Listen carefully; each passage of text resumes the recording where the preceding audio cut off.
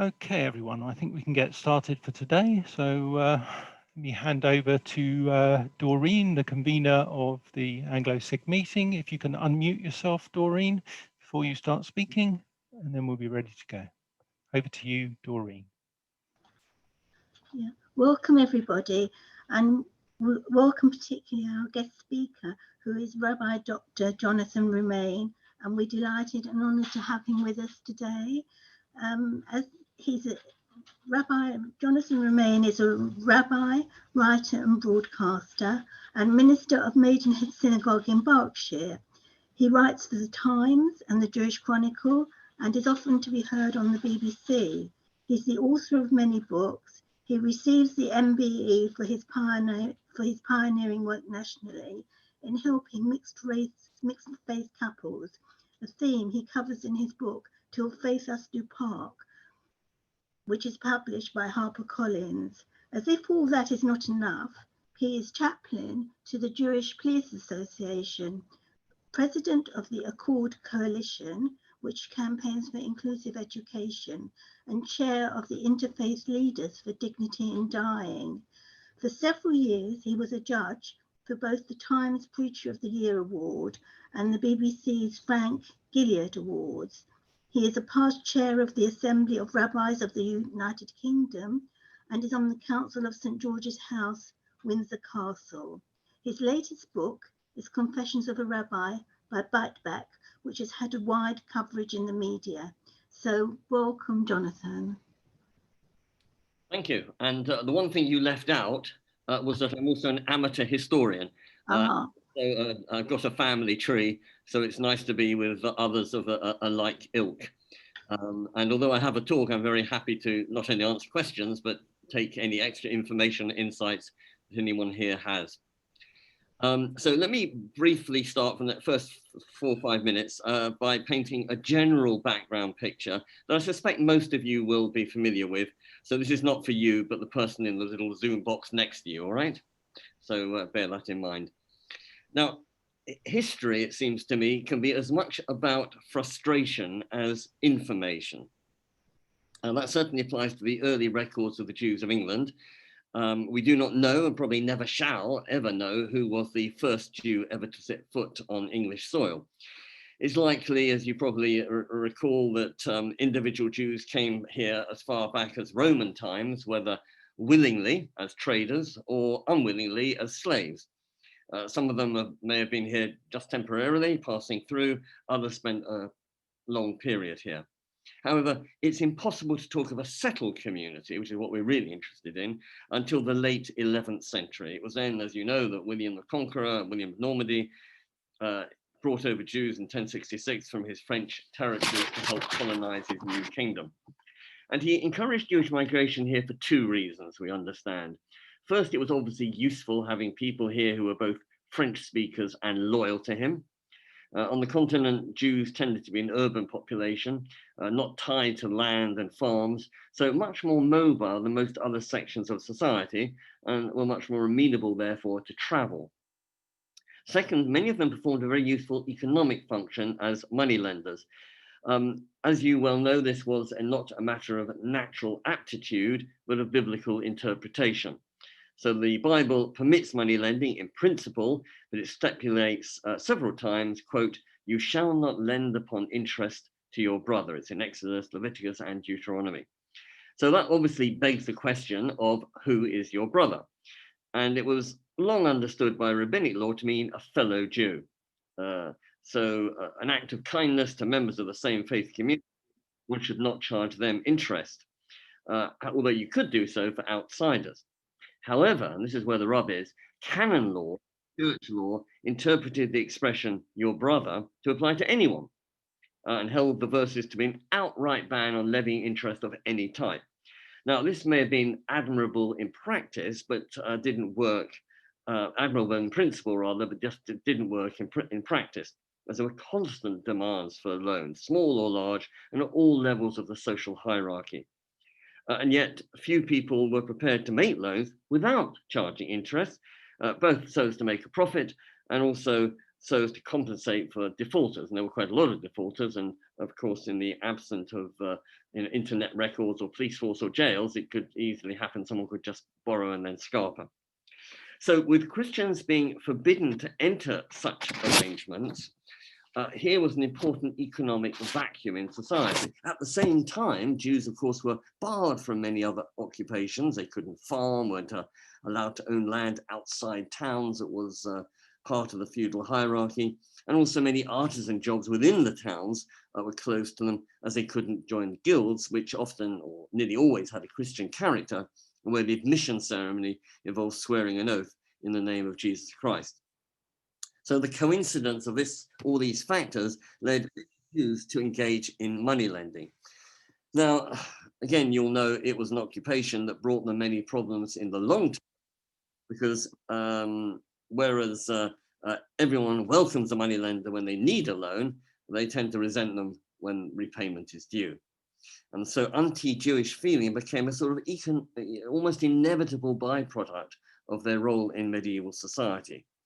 And there was also the risk of clients being unable to repay their debts, along with the additional hazard that the king could sometimes reward his followers by pardoning them of Jewish debts. However, it did actually benefit all of us here this afternoon. And the reason is because many records of the Jews' financial transactions survive in a way that didn't for ordinary people, because of the crown's interest in knowing the fiscal state of his most taxable subjects.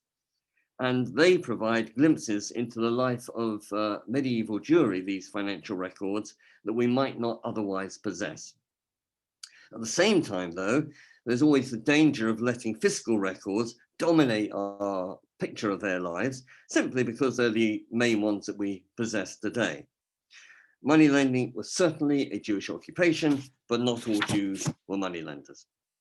There's another caution that needs to be added for what I'm about to launch into, which is that the individuals mentioned are identified in the records, the rolls, by local place names, such as toponyms, in other words, like Moses of Aylesbury, or Jacob of Wickham, or Itzhak of Reading.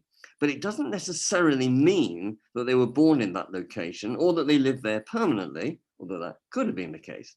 Their locative surname proves merely that they were associated with that town at some point in their life, whether it was through birth, later residence, or business links. And it sort of, for whatever reason, remained with them even after they'd left the area. So toponymic surnames are not evidence of long-term residence, though they can show a connection between Jews and those areas and serve as important clues for you and me several centuries later. Now, the first Jews in Norman England may have settled in the London area, either because it was their point of entry across the Channel, or because it was the seat of royal power. And this was important, the royal power, because Jews were outside of the traditional feudal hierarchy, which was based on land and allegiance to your overlord. And instead, their right of residence was dependent purely on the will of the crown. It was a two-way relationship, Jews being answerable directly to the king, and the king being the Jews' legal protector. And in fact, when their legal status was formalized, Jews were described as the chattels, that's a quote, the chattels of the king, physically belonging to him. And one result was he could tax them directly without permission of the barons or parliament. And that's what differentiated them from everybody else in the kingdom. And this, along with his ability to also fine Jews at will, without going through parliament, because they were literally his chattels, his property, is another reason why detailed records of Jews survive in a way that we don't have of ordinary people, whether it's peasants or townspeople. And with a whole list of penalties, royal penalties, that were imposed on them, whether justly or unjustly. Now, the crown's fiscal power over Jews meant that it was in the king's interest to ensure their safety, although for the king's benefit rather than theirs. And Henry III was to spell out in graphic detail the total subservience of the Jews to the crown in what was called the Mandate to the Justices in 1253, which declared, quote, no Jew remain in England unless he do the king's service, and that from the hour of his birth, every Jew, whether male or female, service in some way. Now, the Jews largely remained in London until 1155, at which point provincial Jewry came into existence. This is what we're going to move on to, the river Jews. And it was indicative that the Jews felt able to leave the protection of the capital, although security was always a consideration. So when Jews did begin to branch out to other areas of the country, it was often to places that had royal strongholds, with a castle or a royal constable who was responsible for their safety on behalf of their owner, the king. Now, as a generalization, Jews tended to settle in clusters, a bit like we do today, to be honest, preferring to be in close proximity to their co-religionists. And this was primarily for positive reasons, so as to be part of a communal structure with religious facilities that only a sizable gathering could provide, such as, again, think of Golders Green, Hendon, synagogue, mikveh, schools for the children and so forth. However, individual Jews could also be found in areas slightly further afield, but with access to the town's Jewish life, so they never severed the umbilical cord. Of course, there were also negative reasons for staying close, as Jews were in a double minority. It's bad enough being in one minority, but to be a double minority isn't great. In other words, they were both foreigners, French, and non-Christians. And in a world in which prejudice and superstition were rife, they could be easy targets if local disturbances arose, as we're going to see. Now, this was not so much the case during the first 100 years of their stay here, but in the 2nd century, when religious hatred of Jews was deliberately fanned by Christian clergy, it led to increasingly hostile relations between Jews and their neighbors. And despite the attention given to the Jews by the church, whether it was in vilifying them or trying to convert them, the size of the medieval Jewish contingent was always modest. So at its height, which is roughly about 1,200, it was estimated to be about 4,000 or 5,000 Jews, which was about 0.25, so about 1/4% of the total population of England, although 1.25% of the urban population, because as I said, they tend to be urban based. Now, at this point, let me share my screen.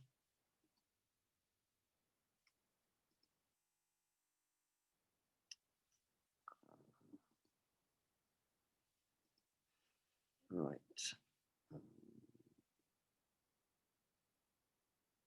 No, I think I've done that wrong.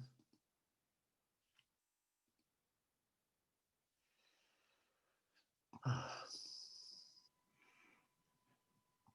can see a small part of it, Jonathan, but not the whole presentation.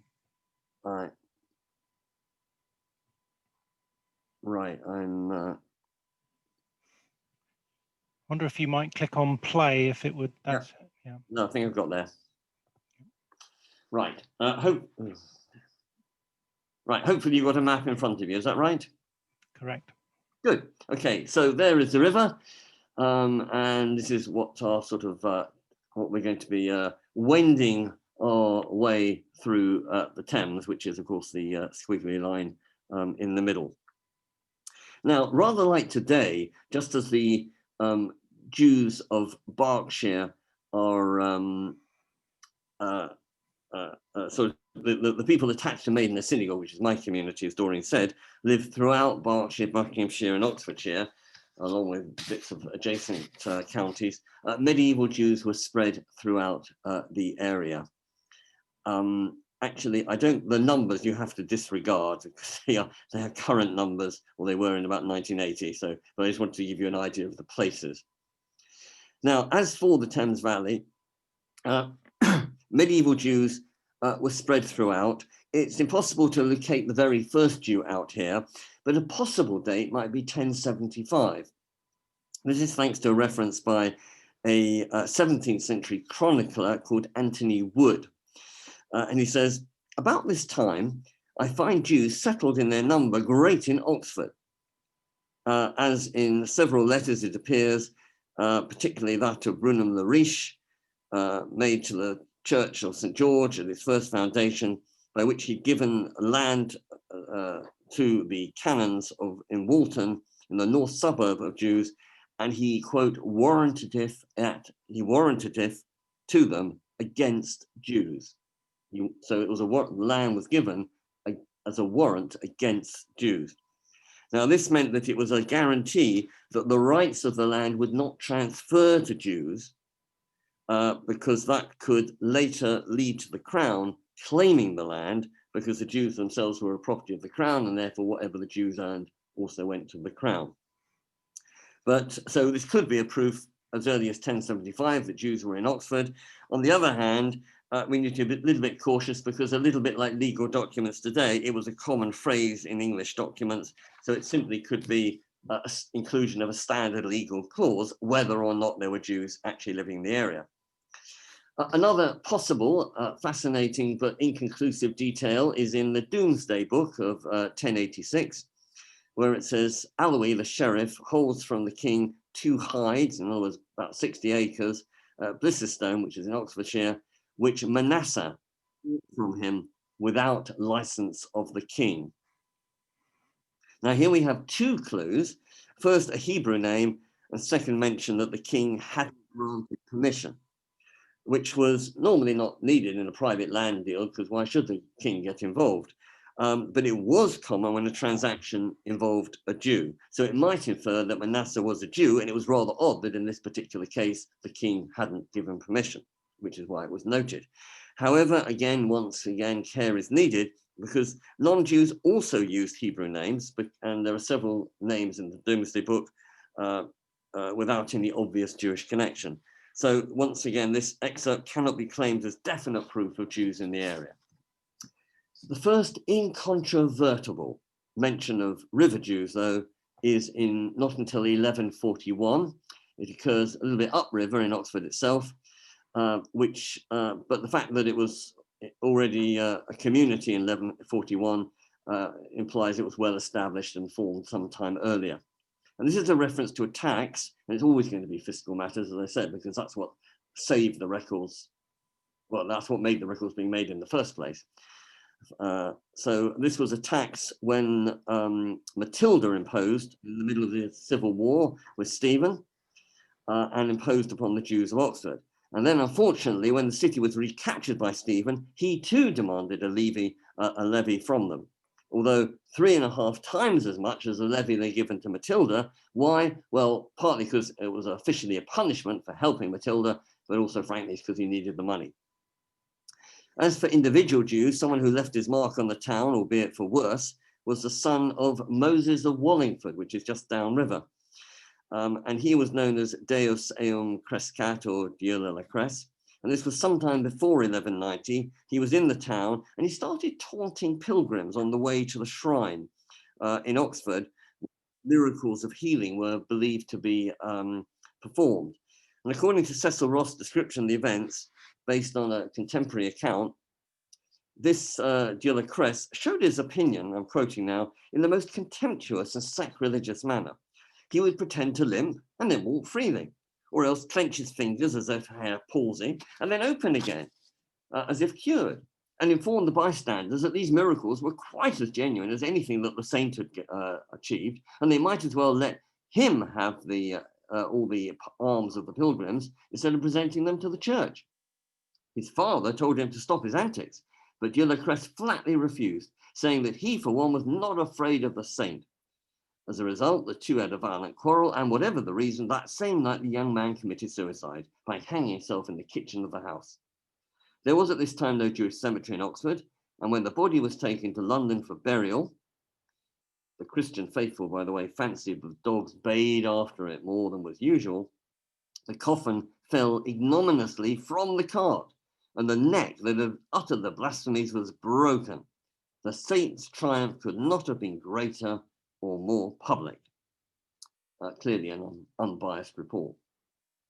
Now, Oxford was the most important town in the Thames Valley area and had the largest Jewish community, with about 150 to 200 Jews there, approximately a 20th of the entire Jewish population of England.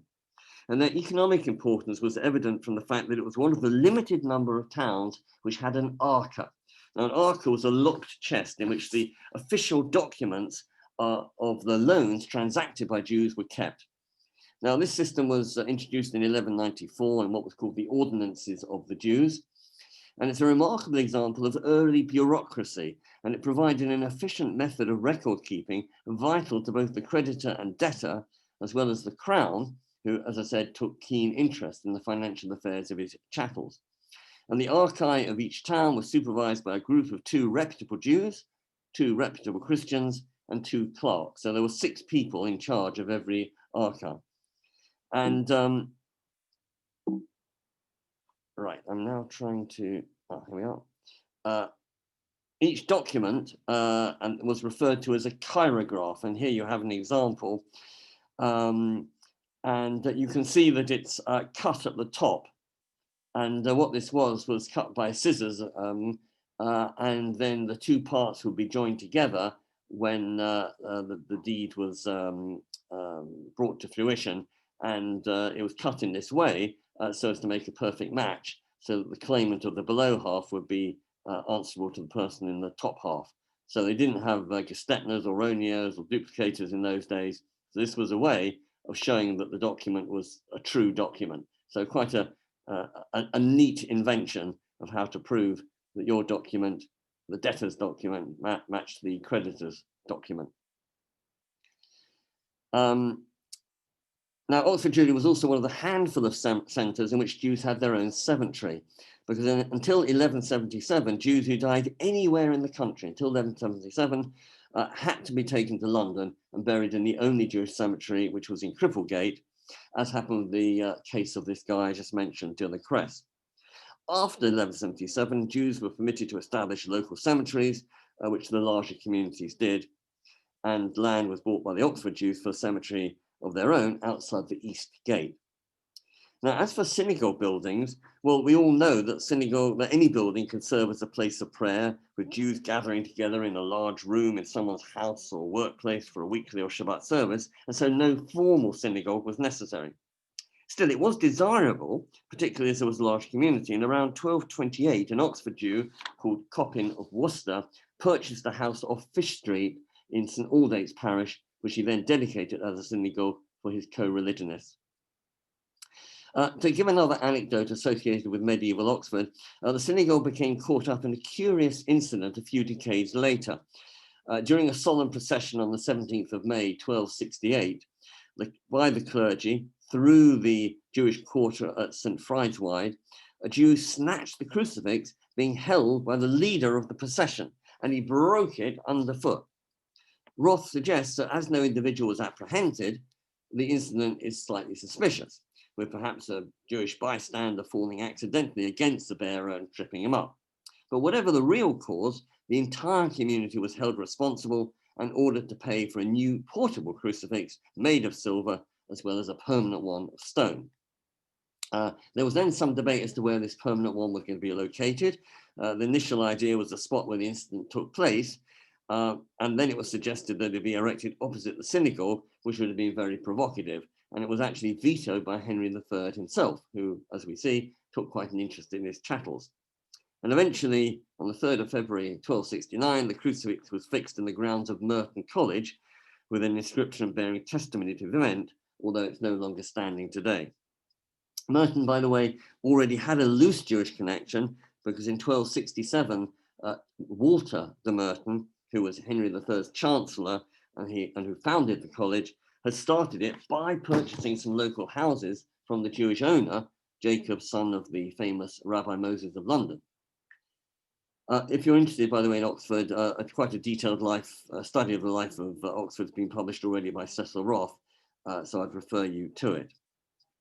Now, if Oxford was a regional centre, there were many Jews living in other areas locally, either as satellites of Oxford or families who moved out of London and gradually wended their way up the Thames. And the river in the medieval period had the same impact as the railways did in later centuries, facilitating commerce and leading to some traders relocating their families in new areas. And starting downriver, Windsor was a natural point for Jews to settle, especially as it offered the protection of a royal castle. And amongst the individuals recorded was a Hake or Isaac. Hake is short for Isaac, a slang for Isaac of Windsor. We know about that because the exchequer of the Jews went to court in 1279 to claim 40 shillings owed to him. That same year, we hear of Lombard of Windsor, along with his wife Sarah, although he faced, and that was because he faced charges of coin clipping. Now, coin clipping involved filing bits of silver off coins in sufficient quantity to produce additional ones, because they were real silver in those days, and thereby, by clipping off a little bit from each coin, you made a new coin, but you devalued the existing currency. And it was a crime that was common in the Middle Ages, and an accusation often leveled against Jews, because of course their money lending activities meant that they had much more access to large quantities of coinage than most ordinary people. Here you can see a picture of someone with a Jew weighing, because that's how one did weigh money to see it was checked, it was okay. This Lombard of Windsor did not have a trial, as he died of natural causes before it took place. However, before he died, he faced the additional woe of seeing his son, Cressy, being arrested on charges of theft and rape in Wilton, where he was living. And the records give a rather graphic detail of the alleged crime.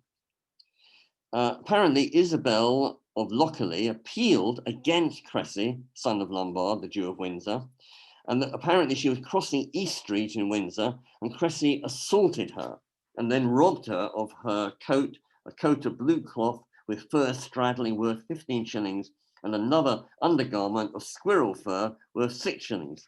And subsequently, the same Cressy, not content with this felony, dragged the same Isabel with all his force into his house in which he lived in East Street, and made her enter that house against her will, and once dragged her into a cellar on the north side of the house, knocked her down to the ground and choked her and had carnal intercourse with her. Now, if this had been an ordinary person, not a Jew, we would have never, that record would have been lost. Because he was Jewish, it was part of the king's role, and therefore it was kept. So we get a little bit of sort of social history. By the way, Cressy denied both charges and elected to go before a jury. At the date set for the trial, he came to defend himself, but Isabel failed to appear, and so the case was dismissed.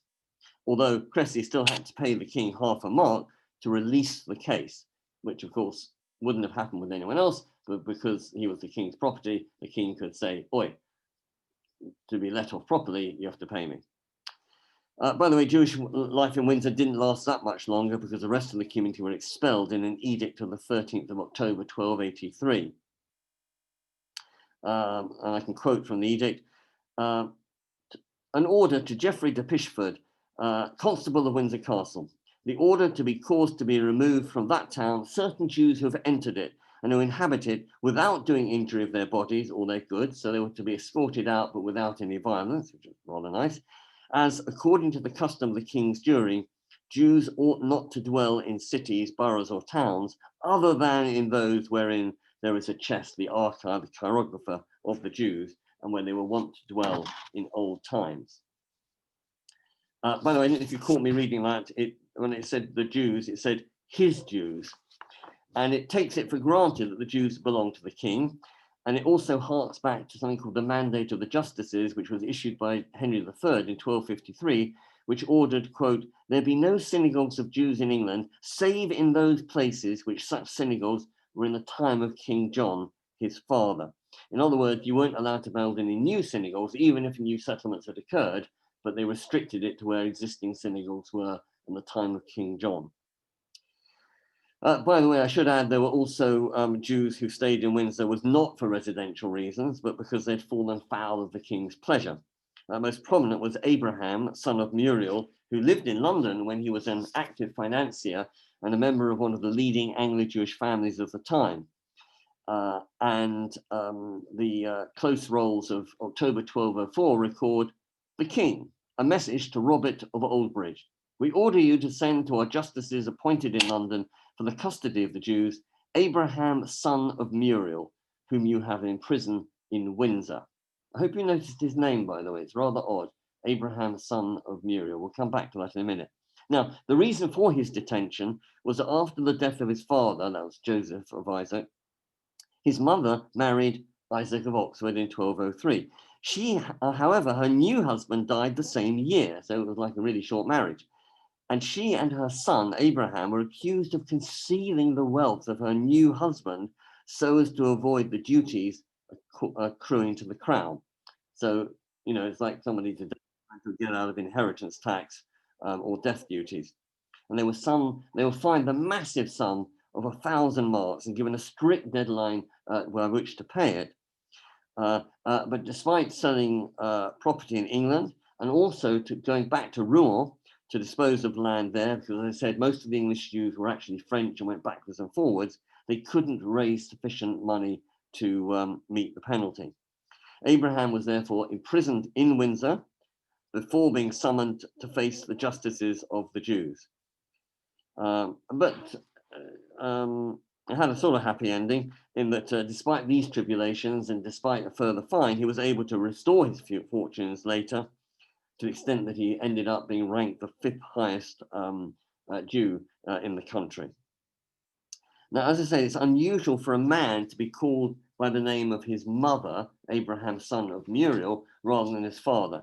Now, in other circumstances, this could be because the father's unknown, or maybe was of disreputable character.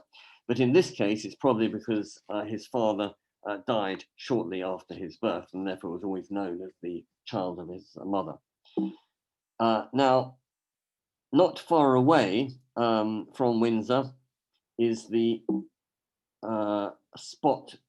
I'm trying to show you this picture, but it won't happen for some reason.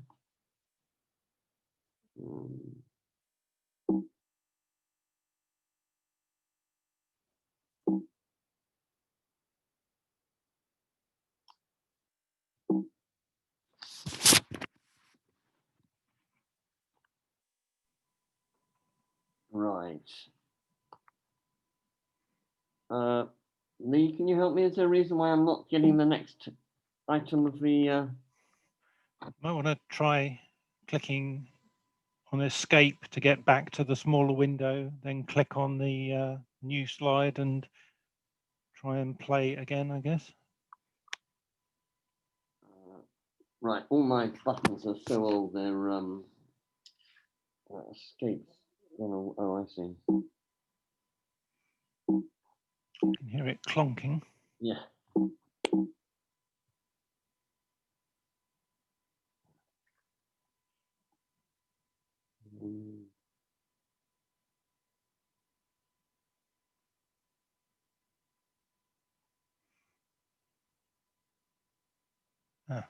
Right. I'll just do it this way then.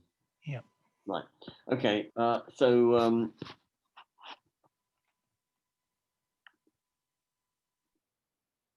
right. Okay. So not far away from Windsor, of course, is the spot at which King John signed the Magna Carta in 1215. The 25 barons who demanded the meeting were encamped at Staines, while the king and his retinue were staying in Windsor Castle. Now, no Jews are associated with Runnymede, but as you may well know, they are strongly associated with Magna Carta, because it's noticeable that out of Magna Carta's clauses, 2 relate to the Jews and their money lending activities. And in fact, they're quite high up. There are 60 clauses and they are numbers numbers 10 and 11. So it shows that the Jews were quite a priority for the barons. I'll just quote part of them. Number 10 says, if anyone who has borrowed from the Jews any amount, large or small, and dies before the debt is repaid, it shall not carry interest as long as their heir is underage. And number 11, if a man dies owing a debt to the Jews, his wife may have her dowry and pay nothing of that debt. And the 2 clauses indicate that there was great concern over the effects that mounting interest might have on the underage heirs or the widows of debtors. So somebody dies, the widow and the heir couldn't pay off the debt at that stage. And then, of course, the debt would accrue interest, and that became even worse. So what the solution was to put a freeze on the interest payments while the debt only was to be paid once the appropriate living expenses of the underage heir or the widow had been guaranteed. And the insertion of the clauses was sort of a hint of which Jewish moneylenders were regarded, even though, of course, it was the Christians who entered into a contract with them and voluntarily. Going off further up the river, we know at least one Jew in Marlow, that's Ursula or Joshua of Marlow, whilst in Henley, the records indicate that a family settled there called Bonamy of Henley. He paid 40 shillings for the privilege of erecting gates on his house. Now this passing reference to domestic structural alteration is actually very significant. We only know about it because of the fine or permission of 40 shillings, but it implies that it must have been a fairly substantial property to be able to take gates. So it implies he was a person of means. Now, whether this petition was for decorative reasons or defensive reasons, well, that's possible to know. But given the hostile climate that existed in the last few decades, the defensive explanation is the more likely. It's also clear evidence of a Jew living along the Thames. And in this case, we know that he owned his surname, not by doing occasional business in Henley, but by actually living there. Continuing upriver towards Reading, we hit Caversham, and we hear of an unnamed Jew in Caversham who may or may not have been Copin's son of Bonavita, who lived there at the time, who had to pay a fine to the king. Now, a fine did not necessarily mean that he had actually done anything wrong, but the king would often impose fine at will or imprisonment to ensure that the fine gets paid promptly for their own fundraising purposes. So, for instance, there was the donum, the giving levy or levy in 1194, which was to pay for the wreaths of captivity of Richard I during the Crusades. The Jews actually paid for that. Or in 1221 to pay towards the marriage of Henry III's sister, Joan to Alexander II of Scotland. Again, the king wanted to raise money for a nice big wedding, and he taxed his Jews. Higher up the river, we hear of someone called Hakelot. Right, I'm having a problem again getting to this. Right.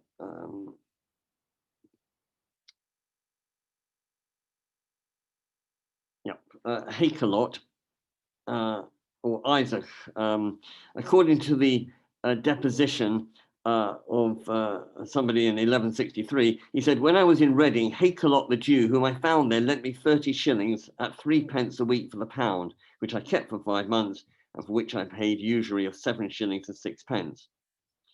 Now, the town of Reading almost became interwoven with the land of Israel, because when Henry II was staying at the Benedictine Abbey in Reading in 1185, he was visited by the Patriarch of Jerusalem, someone called Heraclius, and also master of the Knights Hospitaliers of Jerusalem. And they offered Henry, who was then considered the most effective and powerful ruler in Europe, as Henry II, they offered him the crown of the Christian kingdom of Jerusalem, which was facing grave danger from the Muslims.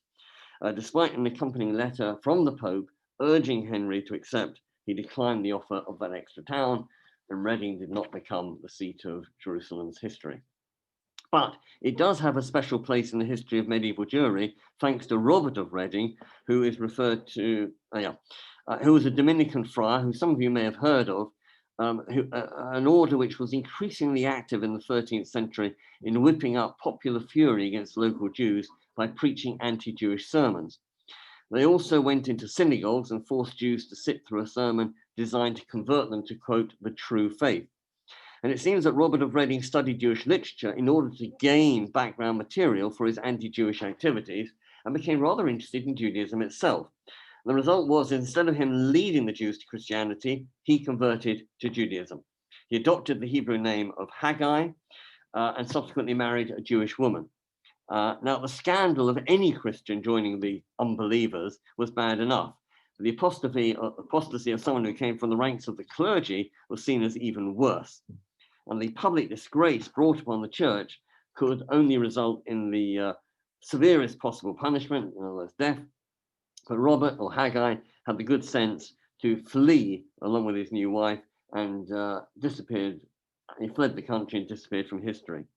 Now, his flight may have been hastened by the memories of the fate of a deacon involved in a similar case, which also took place in Oxford, this time in Oxford in 1222, who also adopted Judaism, was brought to trial in Osney Abbey, which is just outside Oxford, with no less a figure than the Archbishop of Canterbury, Stephen Langdon. By the way, Stephen Langdon's an interesting figure because he was the person who introduced the chapters and the verses into the Bible. So it was thanks to him that we have the chapters and verses. And the deacon who converted to Judaism was unrepentant. When presented with a crucifix, he said, "I renounce this newfangled law and the comments of Jesus, the false prophet," and apparently blasphemed the Virgin Mary. He was sentenced to death and burnt at the stake. And a plaque in his memory was erected at the ruins of Osney Abbey in June 1931.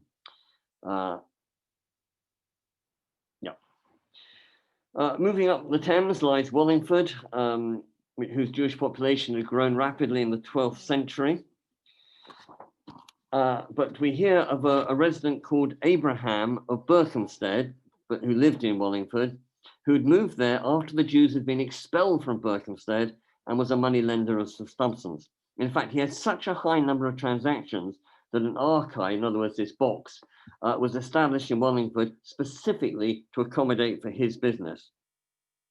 Now, it should be noted that the authorization for establishing an archive came normally from the king, but not in his case. But actually, in his case, it came from the king's brother, Richard of Cornwall, because he owned both Berkhamsted and Wallingford and therefore was in charge. And what's more, for a period, he was in charge, or rather owned, all the Jews in the kingdom, because Henry had mortgaged to him the Jews for a year. Now, and this was in 1255, and then again in 1271 in return for some loans. And the fact that Jews could be mortgaged was another example of how Jews were seen and treated as property of the crown and could be used and disposed of as any other holding. So Henry mortgaged them because he needed extra revenues, while Richard envisaged that he would recoup his outlay through the fines and impositions that he could impose on them. And he'd already actually benefited particularly from this Abraham in 1250, because the latter, Abraham, had been accused not only of maltreating an image of the Virgin, but also of killing his own wife, Floria, for her refusal to imitate him. And it was claimed that Abraham had put an icon of the Virgin Mary at the bottom of his privy, defecated on it, and told his wife to do likewise. And when she instead removed it and cleaned it, he took her life. And Abraham was released from this charge, which may of course be totally spurious, on the payment of a heavy fine. And the inference, frankly, is that he was innocent of such a crime, because otherwise the case wouldn't have been dropped. It would have just been too big a case, and it would have gone before the canon law or whatever. But he still had to pay for the privilege of his owner releasing the format. Right, I'm just going to skip the rest of Wallingford because I want to move on to Agnes of Wallingford, who found the burden of being Jewish too much to bear and renounced her faith and entered what was called the Domus Conversorum, in other words, the House of Converts in 1280. And this was a residential centre in Chancery Lane, London, which had been established in 1232 by Henry III for the support of Jewish converts to Christianity. And they lived there free of charge and with a daily allowance for their needs. Now, why did converts need support? Well, because the crown had a legal claim on the property of any Jew who converted to Christianity, on the grounds that the possessions of the Jews were effectively the possessions of the crown. A Jew who became a Christian meant the crown would lose control over those assets unless they surrendered on conversion. So a Jew who changed their faith not only relinquished any support they may have had from their family or community, but also they had to lose their property. This was, by the way, a major disincentive to any thoughts of baptism, quite apart from the social upheaval it would cause to them. But the crown was more interested in maintaining the fiscal value of the Jews than the purity of their souls. Church took a different view, but there we go. However, in 1280, in order to encourage conversion, Edward I waived for a 7-year period his claim to the property of all Jews who left the faith. Now, we don't know what motivated this Agnes of Wallingford to convert, whether it was genuine religious conviction or exhaustion from all the financial penalties being imposed on the Jews or fears for personal safety. But whereas there'd only been a small number of residents in previous decades, by the time she went into this house of converts, which I said was 1280, there were almost 100 people there. And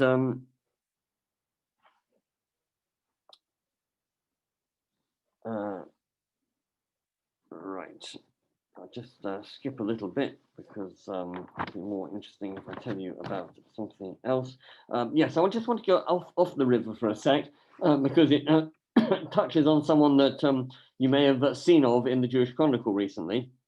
This is Basingstoke, it's a little bit south of the river, and someone called Lombard. Lombard is a nickname for someone with a long beard. Which, Lombard was one of the 3 sons of Lycuricia of Basingstoke, who's now hopefully on your center of your page. She was married to David of Oxford, who was one of the wealthiest Jews of the town, and his business transactions covered not just Oxford, but several other counties. Now, their weddings nearly didn't take place owing to complications about David's divorce from his first wife, called Muriel. We think that he divorced her partly because she hadn't borne him any children, but also because he rather fancied Lycuricia. Muriel didn't want to get divorced, so she appealed to a Bet Din in France. And as I said, English Jews were as much part of French Jewry still as they were of this country. And the religious authorities, she asked them to overturn the divorce on the grounds that it was against her will, and therefore David shouldn't get a get and couldn't therefore marry Lycuricia. The French Bet Din upheld her plea, and therefore the ad hoc English Bet Din decided to go along with the French Bet Din and ordered him to remarry Muriel. So what happened? David turned to the king and no doubt made a substantial gift. And the result was that Henry, the king, issued an instruction to the Bet Din. And we actually know who sat on the Bet Din. It was Moses of London, Aaron of Canterbury, and Jacob of Oxford, and said, this is a royal decree to the Bet Din. Can you imagine this happening today? We do hereby forbid you to hold any plea concerning David, Jew of Oxford, and Muriel, who was the wife, nor under any circumstances are you to distrain him, either to take or keep that wife or any other. Know for a certainty that if you do otherwise, you will incur grave punishment. So the divorce stayed. David married Lycuricia. She fulfilled her role to a new husband and bore him a son called Asher, who is pictured there with her, although David died in 1244. So great was his estate that a massive death duty of 5,000 marks was imposed. Now, as a result, Lycuricia was sent to the Tower of London to prevent her from fleeing abroad. The majority of the sum was used for King's construction of Westminster Abbey. So a nice Jewish boy helped the Abbey. Now, David and Lycuricia's house in Oxford was taken over by the Crown, and the rents were then used to fund this house of converts in London. Lycuricia moved to Winchester, which is where she became quite well known. Unfortunately, she and her maid met a violent death there in 1277, where she and her maid were killed during a burglary.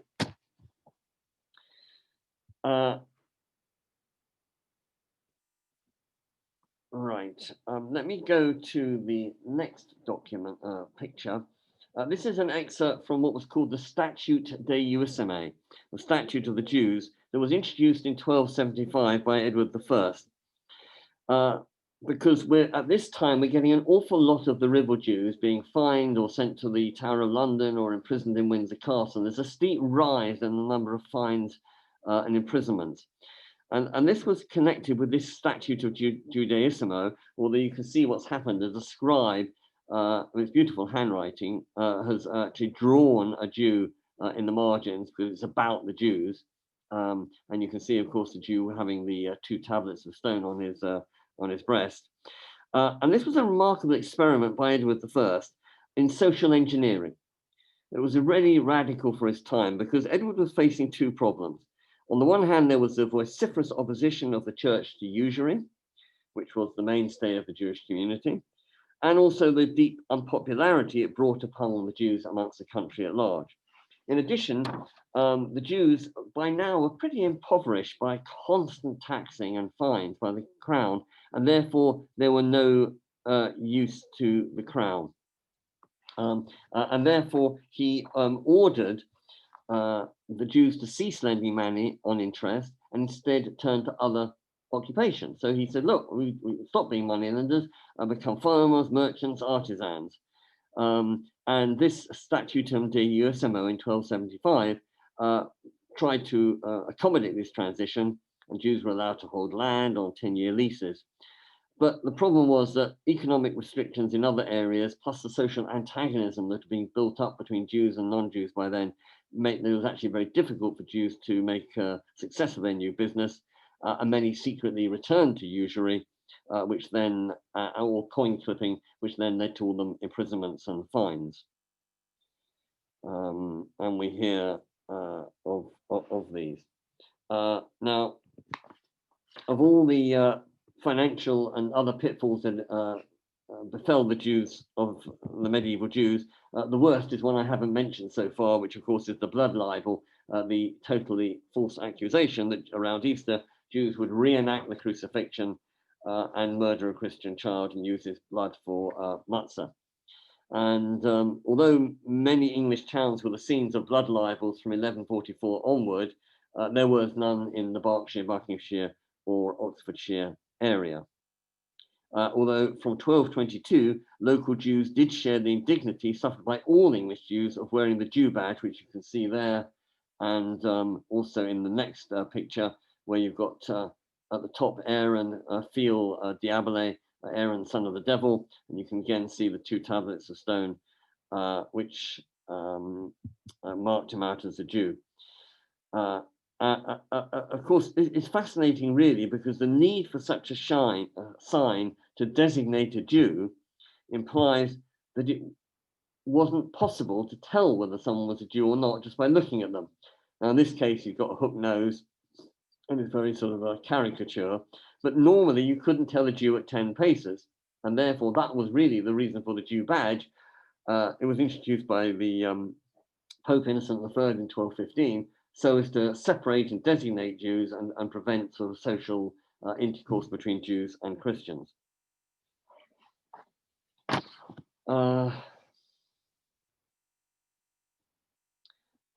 Right. Just one other little mention, which is that a Jew got fined for having a hauberk, which chainmail of sorts, and you might think that what's wrong with a Jew having some chainmail, but it reflected the fact that, as we saw right at the beginning, Jews were outside the feudal hierarchy and therefore did not serve in the army because they weren't part of the chain of command from serf to peasant to overlord and so forth. And therefore they weren't allowed to have any arms, as this would effectively denude those who might be summoned to war and need a bow or a sword or whatever, and also deprive the king of his full fighting strength. Now, in some ways, bearing an arms, especially not being able to bear arms, meant the Jews were spared all the terrible wars in the Middle Ages. And on the other hand, it meant that they didn't have any arms under the bed and with which to defend themselves if a marauding party came during some civil unrest and made them much more vulnerable to attacks by local mobs. So here is the final illustration, which is the Edict of Expulsion.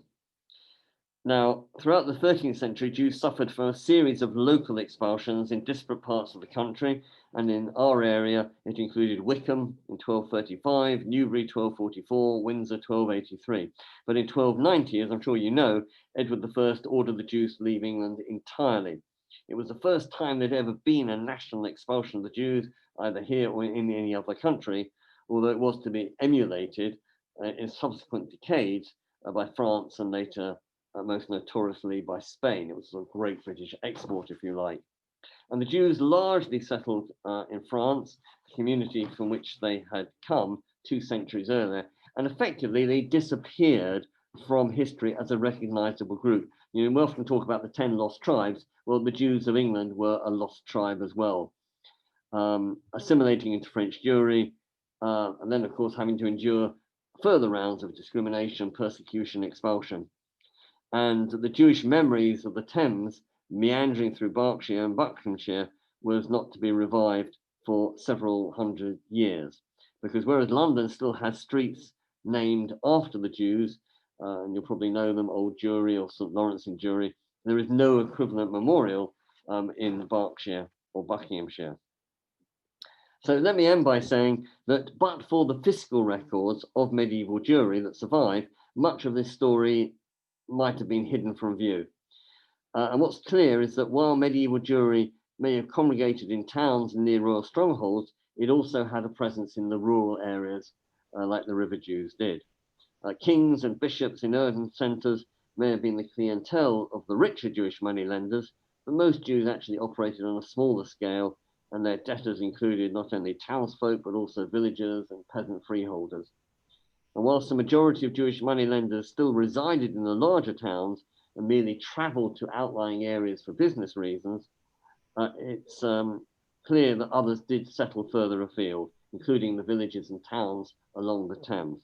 And those Jews brave enough to venture into the more remote parts of the countryside between London and Oxford often found the Thames guiding their direction, and through the records of their dealings with the local population, we gain insight into these medieval river Jews that might otherwise have been totally lost from view. So let me stop there, and if there are any questions or corrections or additional bits of information, then I'm very happy to take them. Thank you so much for that very fascinating talk, Jonathan. I think we're now open for questions. I think we have a question from Peter Hilbron. Peter? Hi there. I've put it on chat, but your first slide had a map and numbers against various locations. I just wondered, you sort of glossed over what the significance of the numbers were. That's one part of the question. The other part is I happen to live in Amersham, which is shown, I think, as having a few there. Would records be in the local Buckinghamshire archive, or where would you have sourced that sort of information? Right, it's a modern map, and the numbers were, I think, the number of Jews that we knew of in 1980. So disregard the numbers. You may not have been, I don't know if you were here at the beginning when I said that. Where in Amersham do you live? Amersham on the Hill, not the old town. Okay. I know there's a museum in Old Amersham. Yes. I haven't come across any records of Jews in Amersham in the Middle Ages. And all the records come from the close rolls, in other words, the king's fiscal records. And probably the best source is the various articles in the Transactions of Jewish Historical Society, where you get, what I did is I spent about 10 years just going through them and looking up all the town names that I could find. I mean, not consistently, but over 10 years, and digging out the records. But there are none in Amersham itself, much earlier than the 1900s. Thank you very much. Thank you. I think Hazel Dakers, you had a question? Thank you. Yes, I put mine in the chat, but thank you, Jonathan, for a very interesting talk. I remember reading many years ago in the Middlesex County history that the Jewish community at some point in the medieval period tried to buy the town of Brentford to have a Jewish town. It happens to be where I live, which was how I read about it. I wondered whether you knew any more about this. No, I haven't heard of that at all. And I mean, partly it's out of my area, which is the Thames, because it's not Brentford. Brentford is on the Thames, opposite Kew Gardens. Right at the beginning, I suppose. Yes. Yeah, apologies for that. I consider that London rather than Berks or Bucks. So I was really looking at the home counties. And actually, I mean, I'm reasonably well read on Anglo-Jewish history, but I've never heard that before. But just because I haven't heard that doesn't mean to say it's not true. Where did you hear that? Well, I'm pretty sure I read it in the Middlesex County history, which is generally considered a reliable source. Oh, well, I don't know. I mean, we have a whole panel of people here. Does anyone else know about that or heard about that or throw any insights?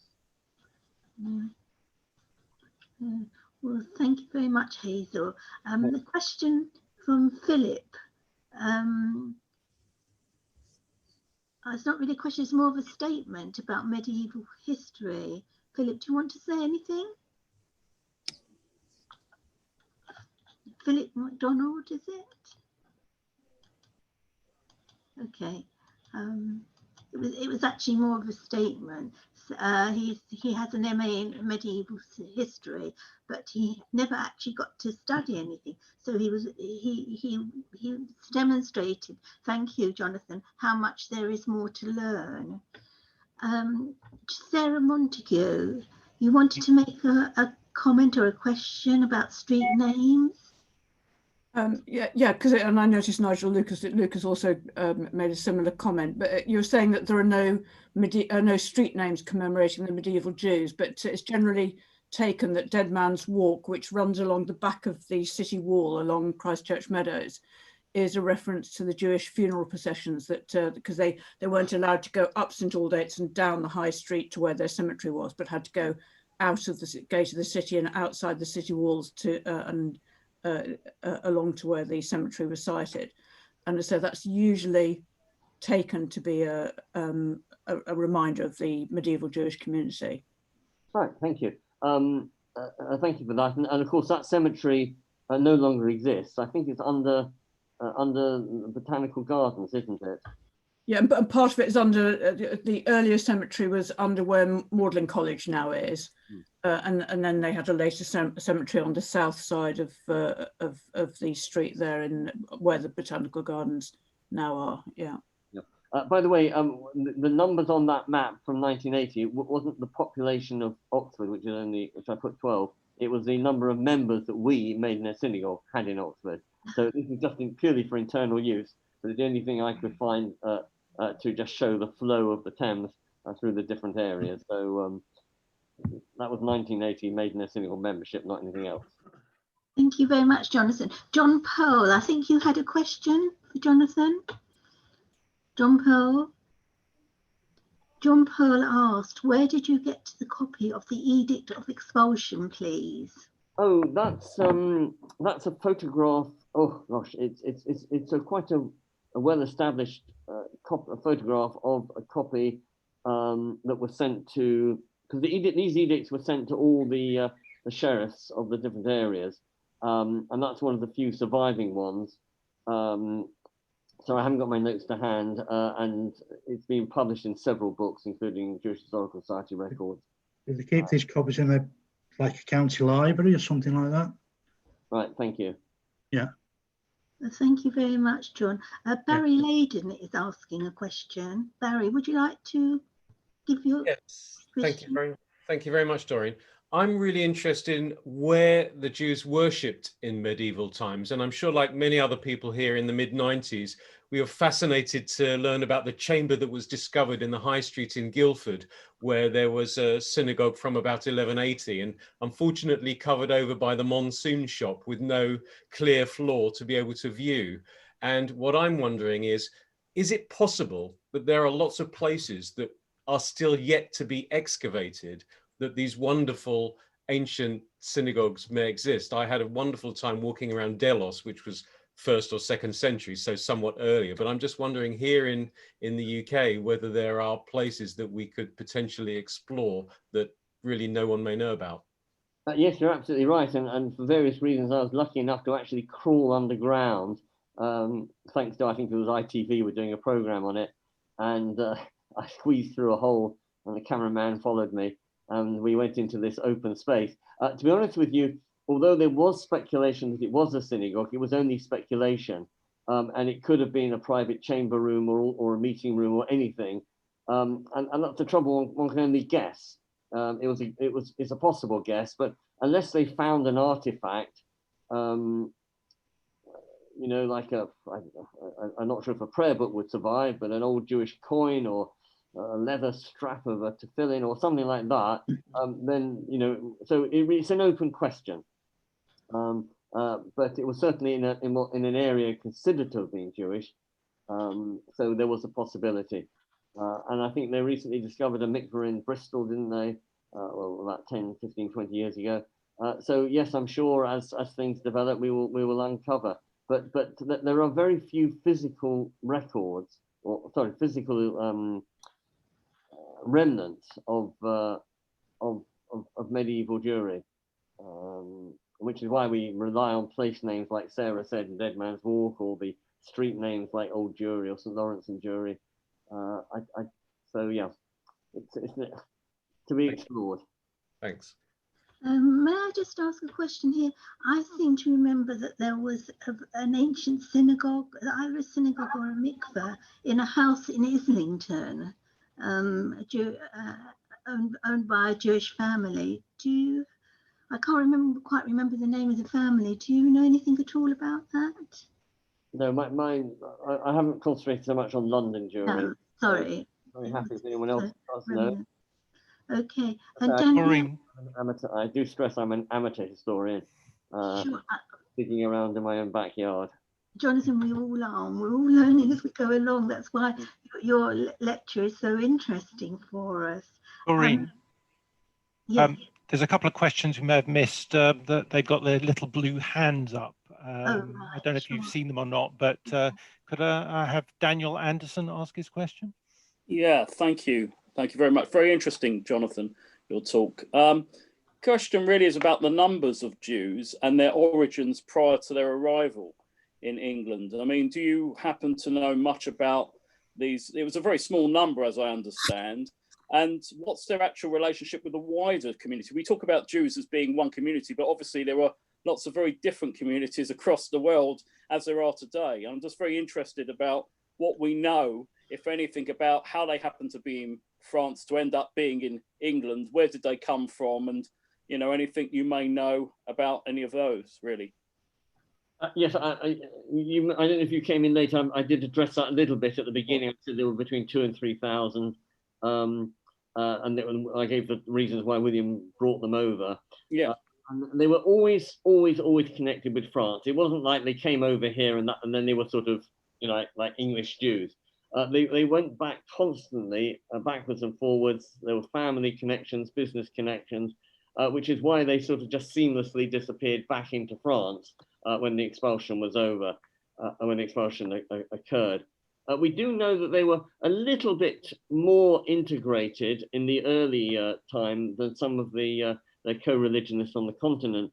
And there's a responsa, for instance, that says something like, there's a French rabbi comments on how strange it is that the Jews of the Isles, that's the islands of England, Angleterre, are allowed to drink strong drink with their non-Jews. In other words, going to a pub or a tavern and have an ale, whereas it's not allowed on the continent, quote, for fear of intermarriage. And he says maybe it's allowed by the English rabbis. I think it was something like so as not to cause bad relationships. So in other words, it'd be seen as a bit standoffish if you didn't go down to the local, have a pint with the mate, which implies that there was a sort of intercourse between Jews and Christians, certainly for the first century. And we know that Jews had sort of Christian friends, or even sort of people who would come into their houses, and so there was no ghetto in England, because of course that was much later. There was a voluntary quarter, and really, if you want to stand back and look at the larger picture, the first of the 200 years of the Jews of medieval England, the first 100 years were pretty good, and it was only the second 100 years where both the church sort of increased the opprobrium, and where the social antagonism became much more so, and you had the blood libels and the Jew badge, and then it became a pretty unpleasant place to be. But for the first 100 years, it was relatively tolerant. Thank you, Jonathan. Danielle Sanderson, was your question answered before? Yes, it was, thank you. I mean, I was at Corpus, so next door to Merton, from 1982 to 85, and of course backing onto Christchurch Meadows that Sarah referred to. But yes, thank you. Really interesting talk, and I think the question has been answered now. Thank you. Also a question from Bernard Miller. Yeah, thanks. Thank you for a fascinating talk. And in fact, a large part of my question was asked by Daniel Anderson, but I wondered if you could say something about the background of the Jews who had come from France. It would have been around the time that the Ashkenazi community as such was starting to be recognized, or starting to have an identity that we take now, and that apparently happened in France. Would these Jews have been part of that? Would they have been Sephardim? Would they have been something else, or do we not know? We don't really know a lot about their religious activities, just for the simple reason that, you know, most records don't survive. And as I stressed a number of times, we're just jolly, well, on one hand, it was really bad news that they were forced into money lending, or channeled into money lending, because it was just such a horrible occupation to be in. But it benefits us from a historical point of view, because it gives us because that's the way the records survive. So there's very little reference, as far as I know, to sort of religious activities. So I can't really answer your question. It's a simple answer. Thank you. Cheryl Lester, one of our members, has commented that the story has passed down that her Lithuanian family had lived in England during the period you describe. She just thinks it's a very interesting story. So as far as I know, we don't have any information, really, any proof of any family that actually stayed here the whole time, or else went away and came back. Can you elaborate at all on that? Yes, I would agree with you. I think I won't rule it out, but I've never heard any reference to anyone having stayed in England after the expulsion and their lineage still continuing. Well, as far as we know, most of the Jews were expelled, and there was a bit of a mopping up operation just for those who hadn't, and of course there were a few converts, but they didn't count as Jews anymore. Now, there was then sort of 400 years where England was, so to speak, Judenrein until 1656, when Cromwell let them back in. And we know there were individual Jews. We know Henry VIII brought over Henry VIII brought over a couple of rabbis to try and help with his divorce with Catherine Aragon. He wanted some kind of proof text to show that his marriage wasn't kosher, though he wouldn't have used that term. We know that Dick Whittington, who was the mayor of London, a real life mayor, not just a pantomime character, he brought over a Jewish doctor from Italy because his wife was seriously ill. So we know about individual Jews, but we don't know of Jewish families staying or having permanent residence here after 1290. So although it's a nice link, a nice tradition to think my ancestors have been here since 1066, I'm not sure if anyone can properly say that. 1656 properly. That's as far as your yichus goes. Are there any more questions for Jonathan? Just a comment, really. Would it be unkind to suggest that the edict of expulsion be applied to bankers in today's world? In today's world, right? Probably very unkind. But can I just ask? I know Peter comes from Amersham. Is anybody else here from the sort of Berks or Bucks area? Well, apart from Lee, yes. We're immigrants. We were there for 10 years. Yes, Mark. Yes. You got expelled, did you? Did we expel you? No, voluntary. We're now in Mid Wales. Yeah. Peter, perhaps I can, if it's all right with you, ask you to give your email to Lee for me to be in contact with you, or a phone number. I just like, as you're a local boy made good, I'd like to be in touch with you. Yes, okay. Yeah, that's fine. Can I just ask one more thing, final thing, Jonathan? I'm sorry, we're making you work very hard here. I've been here before, and I think Michael Crook wants to ask the question too, by the looks of it. Okay. Was there a bit of a problem around the time of the coronation of Richard II, Richard the Lionheart? Yes, good memory. Well, not that you were there, of course, but yes, you're quite right.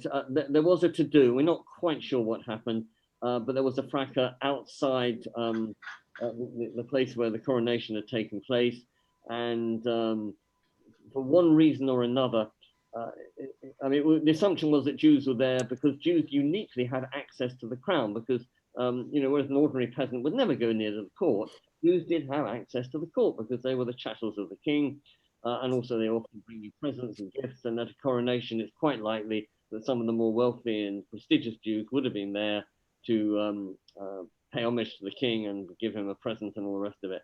And it seems that a group of them were then barred from the coronation celebrations because they didn't have the right invitation or because it wasn't the right time. The mob around them thought that they were being deliberately punished and joined in, and there was a riot. Jews were killed, or someone had to be forcibly converted. So yes, that's right. There was the coronation riots, as they were called. Thank you so much. Peter Crook, you had a question? Michael. Sorry, Michael. Yeah, thank you very much, Jonathan. Another fascinating aspect of Jewish history in this country, which should be better known. Question I have is, was each community independent religiously, or did they actually get around to appointing a chief rabbi in the way that we would know it today, to which all the various communities would refer if they had a problem they couldn't solve locally? No, almost definitely not a chief rabbi. The chief rabbi really only started, well, officially in 1840, 50 years beforehand. And the idea of a national chief rabbi is unique to England because most countries didn't have one. They had a town, chief rabbi of Berlin or Paris or whatever, but not of the country. And if you're about to say, well, of course, there's also Israel. Well, yes, that's true, but only because the British mandate imposed a chief rabbi on Israel, albeit to Ashkenazi and Sephardi, because they thought that was the done thing in 1917. They took that area. So, chief rabbi, no. And also the Bet Din, as far as we know, was not a standing Bet Din, it was an ad hoc Bet Din. We do know about these characters I mentioned, Moses of London, Aaron of Canterbury, because they were, we have luckily some references to some of their responsa. For instance, what type of milk was kosher and what wasn't. If you're interested in that, there's a fascinating book called The Jews of Anglo in England by Joseph Jacobs, which lists some of them. But the idea of a central authority, no. And as I said in that little reference to the Licorissia, the French Bet Din was the ultimate supreme court, and the English Bet Din was just sort of a gopher just for small items. Thank you. Are there any more questions for Jonathan? Okay. I should tell you that Maidenhead is a lovely place to live. We have a flourishing community here. It's quite a big one now, about 850 families, and it's lovely by the river. So if ever you're thinking of emigrating, do drop by. Thank you. I think one more question from Henry Roche. Yeah. I suddenly remember you mentioned Farnham Common. I'm in Wimbledon, but I was born there and lived there till 1950. It's just north of Slough. And was that highlighted? I can't remember whether there was a number attached to it. No, I didn't. Well, yes, we have members now in Farnham Common or Farnham Royal or Hedgerley. To be honest with you, it's quite extraordinary. I mean, there is no little village or even hamlet in this area without one token Jewish family. Yes. Say Jews get everywhere is really quite amazingly true. And we are astonished by the number of people we find all over the place. Yes. That was very true of Germany before 1933. Okay. Thank you very much, Jonathan, for that fascinating talk. Okay, I wish you well. You're very welcome to stay on and listen to our discussions, all Anglo-Jewish, if you're able to. We have a meeting in Beaconsfield, which is one I didn't mention because it's not on the river. Maybe another time you'll be able to join us. It would be lovely. Thank you so much for that wonderful talk. All right. Thanks very much, Jonathan. Lee, should we stop for a break now? Cup of tea, everybody? Yes. So.